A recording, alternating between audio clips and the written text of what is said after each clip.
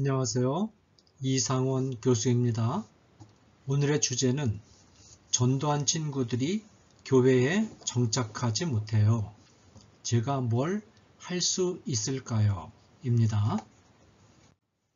이 주제는 청소년 미래 세대의 고민 1, 6부, 전도, 해외 선교 5개의 주제 중에서 세 번째 주제입니다.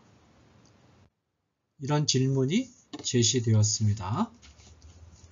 친구들을 어렵게 전도해서 교회에 데려가도 그 한 번으로 그칠 때가 많아요. 친구가 하나님을 만나서 스스로 교회에 나와 예배를 드리고 하나님을 믿도록 하는 것이 전도보다 더 어려운 일인 것 같아요. 친구가 딱 한 번만 교회에 오는 것이 아니라 계속해서 꾸준히 다니게 하려면 어떻게 해야 할까요? 네, 이 질문에 대한 저희 답변입니다. 친구는 우리가 세상에서 복음의 증인으로 살고자 할 때 만나는 가장 중요하고 어렵고 가장 긴 시간이 필요한 문제에 대해서 고민하고 있어요. 믿지 않는 한 사람을 완전한 그리스도인으로 만드는 것, 그건 진정한 복음의 증인이 되려는 사람이라면 누구나 고민하는 어려운 숙제예요. 저는 이 문제에 대해 어떤 해답을 주기보다 저희 개인적인 경험을 들려주려고 해요. 그 속에 우리 친구의 질문에 대한 2가지 답이 숨어 있거든요. 저도 신앙생활을 시작할 때부터 이 문제가 마음에 큰 부담이었어요. 무려 수십 년 동안 제 마음을 짓누르는 고민거리였죠. 저희 경우에는 전도하려는 대상이 가족이었어요. 우리 가족은 아버지와 어머니 그리고 7남매인데 저 혼자만 신앙생활을 했거든요. 아버지는 설날이나 추석이면 철저히 제사를 지내시고 완고한 유교 신봉자이셨어요. 게다가 우리 집은 매우 가난해서 제가 빨리 돈을 벌어 가족의 생계를 도와야 했어요. 하지만 저는 20살 때 신학교에 입학하는 바람에 가족의 생계에 전혀 보탬이 될 수 없었죠. 그래서 가족들 보기가 너무 미안해서 늘 주눅들어 있었고 차마 교회 가자는 말을 꺼낼 수도 없었어요. 대신 정말 안타까운 심정으로 우리 가족을 구원해 달라라고 늘 기도했어요. 사실 기도하면서도 내심 과연 이 어려운 일이 실현될 수 있을까 하는 생각을 떨쳐버릴 수 없었지만 그렇다고 해서 그 기도를 중단할 수도 없었어요. 그때부터 아마 20년 넘게 가족 구원을 위해서 기도했을 거예요.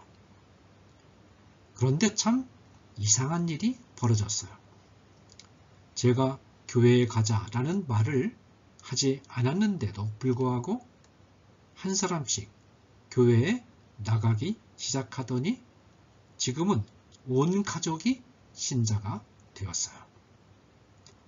아버님과 어머님 역시 열심히 신앙생활 하시다 하늘나라에 가셨고 작은 누님 역시 권사님으로 섬기다 주님의 부르심을 받으셨죠. 큰 누님과 막내 여동생은 전도사님으로, 첫째 여동생은 권사님으로, 형님은 목사님으로 교회를 섬기고 있어요. 어때요? 놀랍지 않아요? 이 경험을 통해 제가 깨달은 것이 있어요. 가족 구원을 위해 간절한 마음으로 인내하며 끝까지 기도하면 하나님께서 내가 알 수 없는 놀라운 방법으로 그 기도를 들어주신다는 거예요. 이처럼 어떤 사람을 참된 기독교인으로 만들기 위한 첫 번째 방법은 오랜 시간 인내하며 그 영혼을 위한 기도를 쉬지 않는 거예요.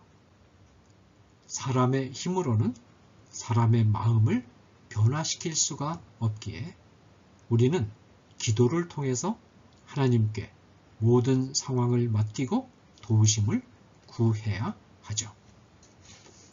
그런데 우리 가족 모두가 신앙생활을 시작하게 된 데에는 기도와 함께 또 한 가지 중요한 요인이 있었다고 저는 믿고 있어요. 사실 저는 친어머니가 5살 때 돌아가셨고 초등학교 2학년 때 새어머니를 맞이했어요. 그렇지만 새어머니를 친어머니와 조금도 다를 것 없이 대해 드렸죠. 신학 공부를 하느라 경제적으로 도움이 되지 못할 때도 능력이 닿는 한 잘 모시려고 최선을 다했고 저보다 훨씬 더 부모님을 잘 챙기는 아내를 만나 생신이 되면 늘 찾아가 챙겨드리고 명절이 되면 전날 내려가서 명절에 필요한 음식 만드는 일을 정성껏 도와드렸어요.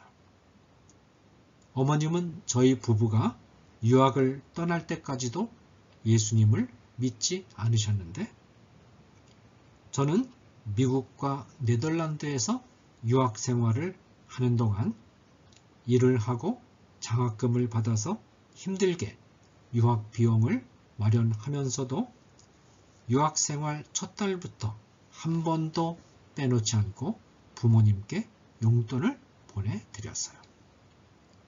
어머님은 항상 고마워하셨고 기회만 있으면 우리 부부를 칭찬했어요.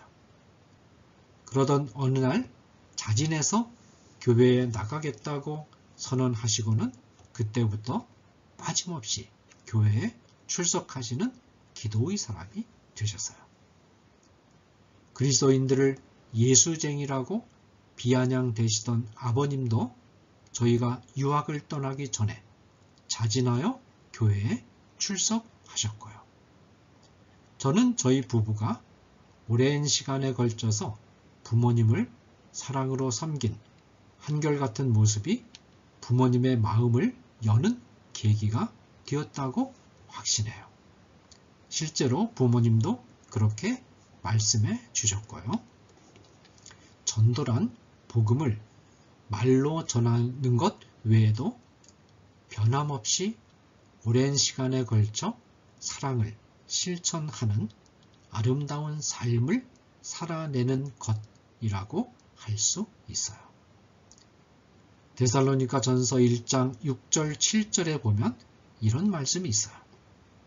또 너희는 많은 환난 가운데서 성령의 기쁨으로 말씀을 받아 우리와 주를 본받은 자가 되었으니 그러므로 너희가 마게도냐와 아가야에 있는 모든 믿는 자의 본이 되었느니라.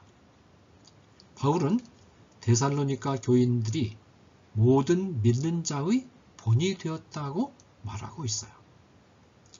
여기서 말하는 모든 믿는 자는 데살로니가뿐만 아니라 멀리 로마에까지 이르는 전 지역을 뜻해요. 데살로니가 교회 성도들은 바울이 전하는 복음을 듣고 신앙생활을 시작한 지 2-3개월도 채 안 된 성도들인데 그 짧은 기간 안에 지중해 전역에 소문이 자자하게 퍼질 만큼 훌륭한 성도들로 성장한 거예요. 그 비결이 무엇일까요? 그 비결은 6절에 우리와 주를 본받은 자가 되었으니 라는 표현에 숨어 있어요. 자, 다시 한번 강조하면 우리와 주를 본받은 자가 되었으니. 여기서 우리는 바울과 실로아너와 디모데를 뜻해요. 데살로니가 교회 성도들은 바울과 실로아너와 디모데를 먼저 본받고 그 다음에 주님을 본받았다는 것이 본문이 말하는 핵심이에요. 그런데 우리 친구들, 이 구절을 읽어보면서 좀 이상한 점 없었나요? 우리가 누구를 본받아야 한다면 그 대상은 바로 예수님이어야 하는 거 아니겠어요? 그런데 바울은 주님보다 먼저 우리를 본받으라고 하고 있어요. 바울이 교만한 걸까요? 아니에요. 이 순서가 매우 중요해요. 이 순서는 처음 교회에 나오는 사람들이 신앙을 갖게 되는 과정을 말해요. 교회에 처음 나오는 사람들은 주님을 잘 알지 못하기 때문에 자연스럽게 신앙생활을 하는 사람들을 먼저 보게 되죠. 즉, 눈앞에 보이는 신앙인들의 바르고 아름다운 모습을 보았을 때 사람들의 마음문이 열리는 거예요. 그러고 나서 그런 아름다운 모습의 원인이 어디에 있는지 관심을 두게 되고 그 원인이 주님께, 예수님께 있다는 사실을 알면 그때야 주님께로 나아갈 마음이 생기는 것이죠. 이처럼 처음 교회에 나오는 신자에게 우리를 먼저 본받고 그 다음에 주님을 본받는 단계로 나아가라고 권면하는 것이 바른 순서예요. 데살로니가 교인들이 바울과 실로아너와 디모데가 아름답게 신앙생활을 하는 모습을 보고 감동해 이들이 믿는 주님을 함께 믿게 된 것처럼 말이죠. 이제 결론을 맺을게요. 열심히 전도한 친구가 교회에 잘 정착하지 못해 고민이라고 했죠. 그렇다면 첫째로 전도하고자 하는 친구를 위해 오랜 시간 동안 인내심을 가지고 하나님께 기도하기를 바라요. 그러면 우리 친구가 예상하지 못했던 때와 방법으로 하나님께서 이 일을 이루실 거예요. 둘째로 우리가 선을 행하되 낙심하지 말지니 포기하지 아니하면 때가 이름에 거두리라 하는 갈라디아서 6장 9절 말씀을 마음에 품고 오랜 시간 동안 꾸준하고 변함없이 또 진실하고 선하고 바르게 하나님 앞에서 살아가기를 바라요. 그렇게 예수님과 같은 사랑의 마음으로 주위에 선한 영향력을 끼치면 전도 대상자도 우리 친구의 모습을 보고 마음이 열려서 우리 친구가 믿는 하나님을 받아들이게 될 거예요. 그것뿐만 아니라 데살로니가 교인들이 모든 믿는 자의 본이 된 것처럼 아주 훌륭하게 신앙생활을 하는 성도로 변화되는 날이 전도 대상자인 우리 친구의 친구가 변화되는 날이 반드시 올 거예요. 감사합니다.